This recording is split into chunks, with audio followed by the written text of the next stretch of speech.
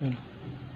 Hello students, welcome back to online classes of St. Andrews Public School Bagpat.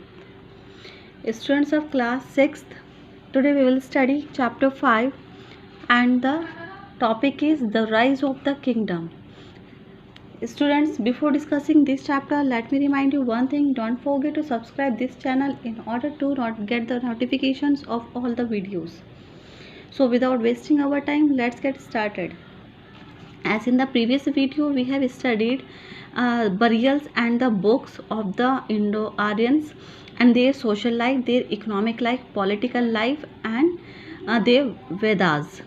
And today we will study about the kingdom, okay, how it rise and about the ruler.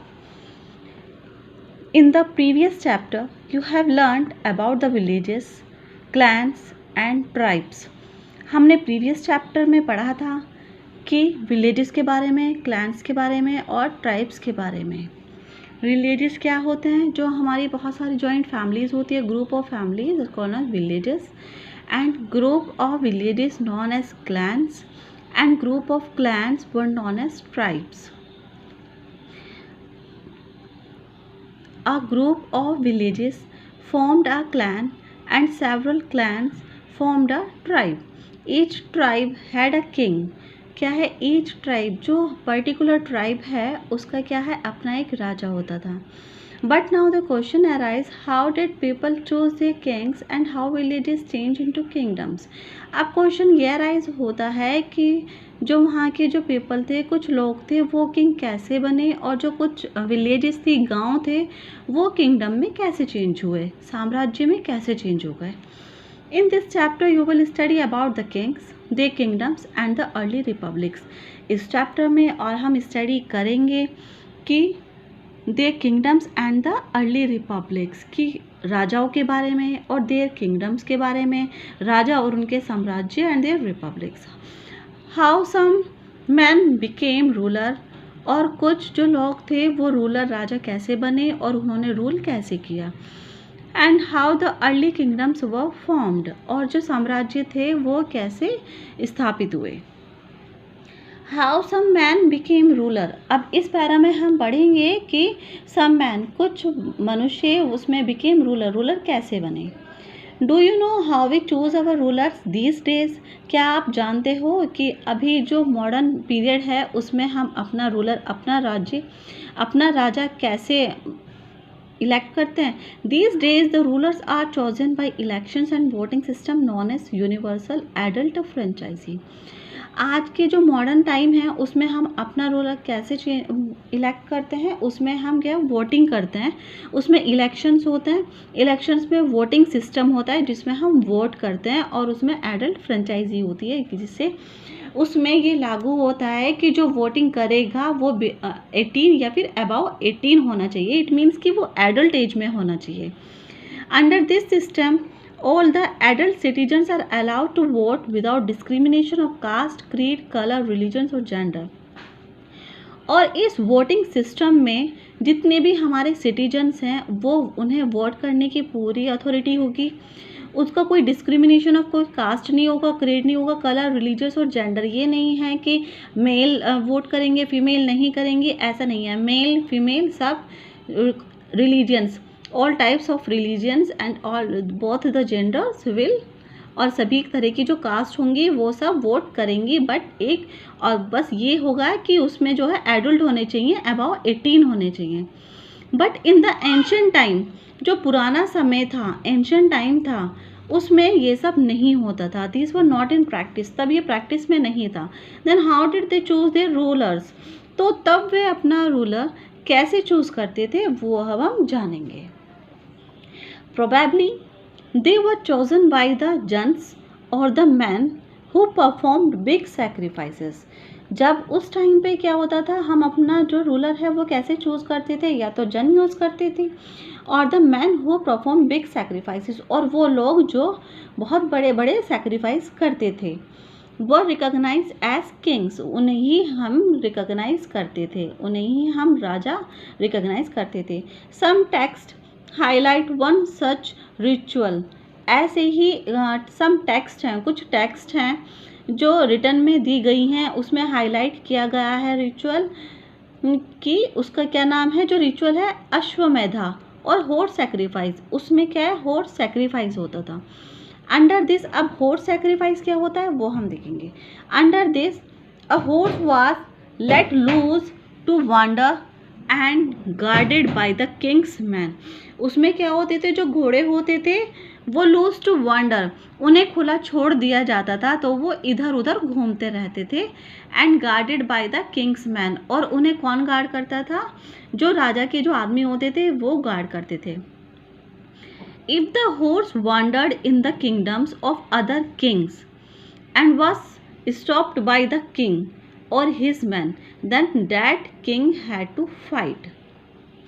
इसमें क्या बताया गया है, if the horse wandered, अगर जो घोड़ा है वो इधर उधर घूम रहा है साम्राज्य में, दूसरे जो राजा हैं उनके साम्राज्य में अगर कोई दूसरे साम्राज्य का घोड़ा घूम रहा है और वो उन्होंने वहाँ पे रोक लिया है या उनके आदमियों ने, तो उस राजा को वहाँ पे फाइट करना पड़ेगा। On the other hand, if they allowed the horse to pass through their kingdom, अगर वो अलाउ कर देते हैं अपने किंगडम में उस घोड़े को जाने के लिए, it meant that they accepted that the king who wanted to perform the sacrifice is stronger than them.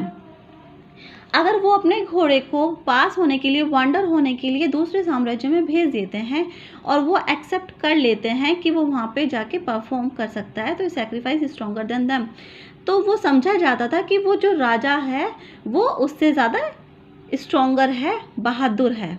The king who organised the sacrifices, जो राजा थे जो ऑर्गेनाइज करते थे सैक्रिफाइस को, was regarded as being more powerful, वो पाए जाते थे, वो माने जाते थे कि वो ज़्यादा पावरफुल हैं, शक्तिशाली हैं।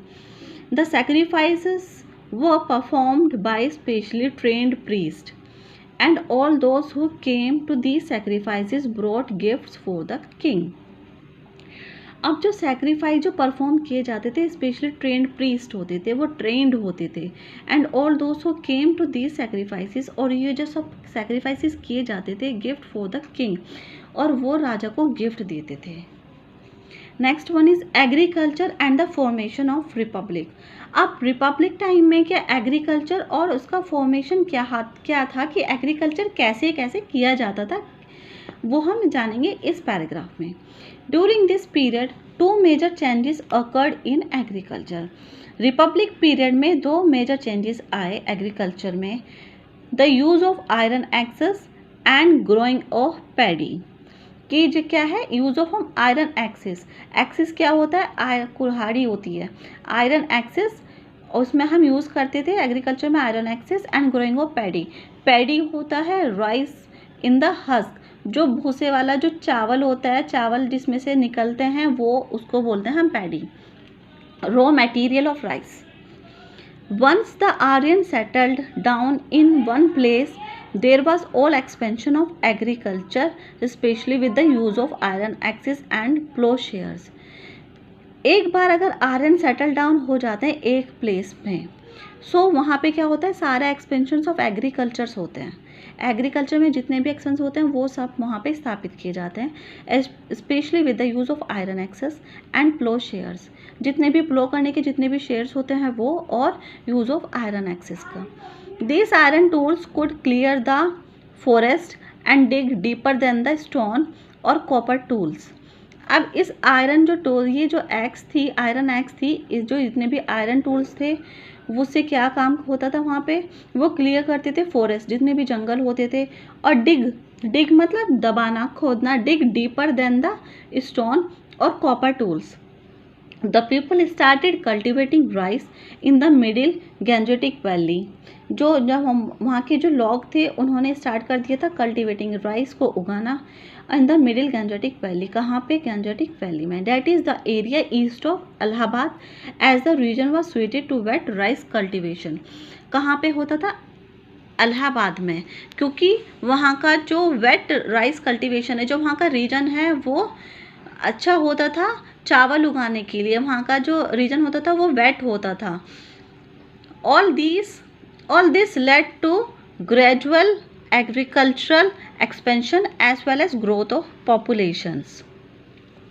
ये सब क्या है, जब हम ये सब कल्टीवेशन करने लगे तो ये सब धीरे धीरे वहाँ पे प्रोग्रेस करने लगा agriculture as well as growth of population. और वैसे ही जैसे एग्रीकल्चर ग्रोथ हुआ धीरे धीरे, ऐसे ही वहाँ की पॉपुलेशंस भी बढ़ने लगी.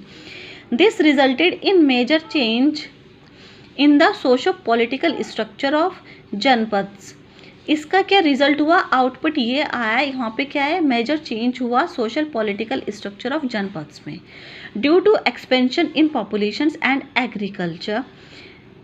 वहाँ के एक्सपेंशंस में पॉपुलेशंस और एग्रीकल्चर को एक्सपेंड होना, the Vedic tribes came in closer contact with each other.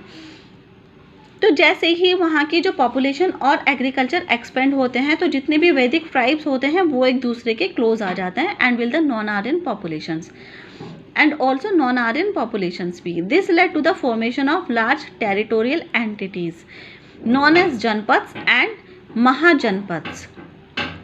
अब ये जो पॉपुलेशंस एक्सपेंड हुई थी और एक दूसरे के करीब आए थे और एग्रीकल्चर एक्सपेंड हुआ था, तो उसका क्या, फॉर्मेशन ऑफ लार्ज टेरिटोरियल कौन से होते हैं, लैंड अंडर वन रूलर और गवर्नमेंट. जो लैंड का केवल जो रूल करता है वहाँ पे एक रूलर होता है या फिर एक सरकार होती है, उन्हें हम बोलते हैं territorial countries and it is known as, उसे हम बोलते हैं janapads and mahajanapadas. So students, आज हम पढ़ेंगे इतना ही. आगे का जो रिमेनिंग पार्ट है वो हम कल की वीडियो में स्टार्ट करेंगे. अगर इसमें आपकी कोई क्वेरी है या सजेशन है then you can ask me in the comment box of this video and don't forget to like and share this video in order that other can also learn from you. So thank you and good luck, student.